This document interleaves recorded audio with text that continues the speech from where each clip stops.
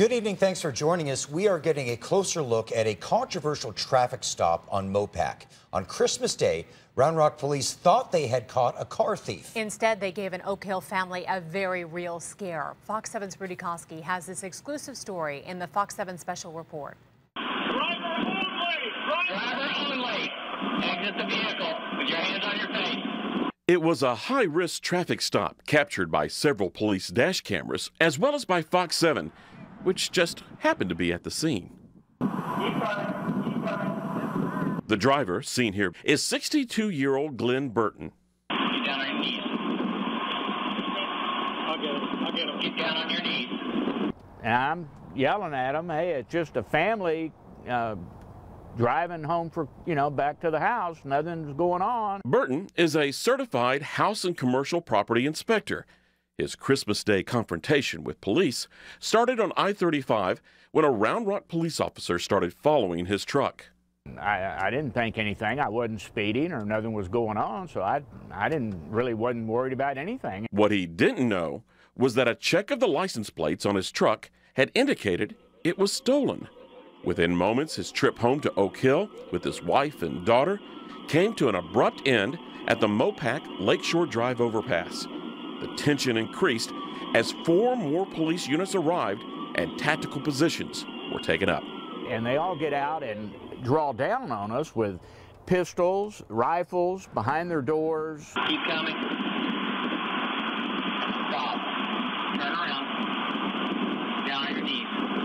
Burton was pretty sure he and his family wouldn't be shot, but then again.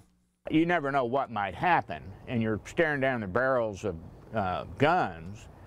Even though I say it didn't freak me out, you still pucker up a little bit, thinking, hey, I hope they don't shoot.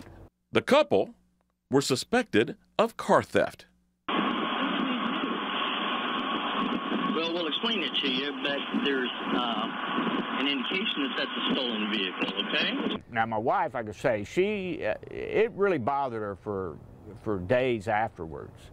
Yeah, it really unsettled her. It turns out the Burtons were the victims.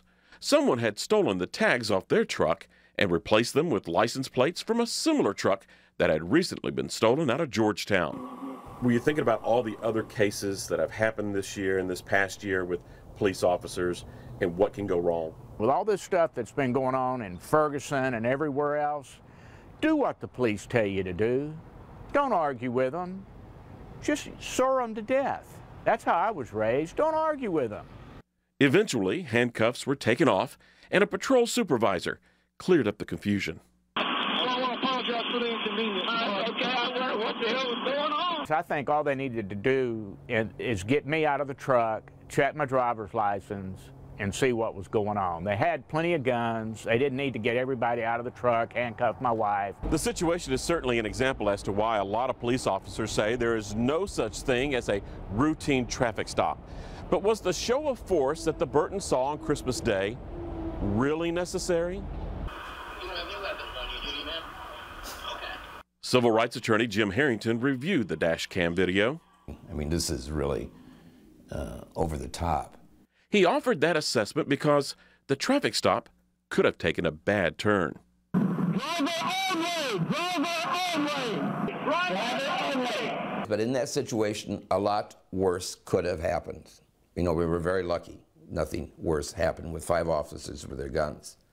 Harrington says the aggressive tactics raised questions about training and suggested the encounter should have been limited to just the driver. We're showing your vehicle stolen. Show me that it's not. It's been easy enough to do.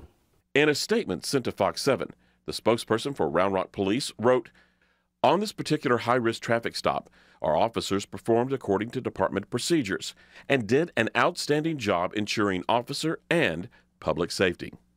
Glenn Burton doesn't totally agree with that, but he's willing to forgive and move on.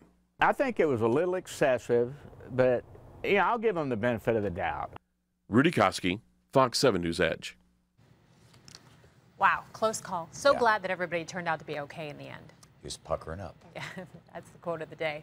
Round Rock police have not been able to determine who switched the license plate on Glenn Burton's truck after all. Yeah, strangely enough, Burton told us that a year ago his truck was actually stolen It was actually recovered in Tennessee, though.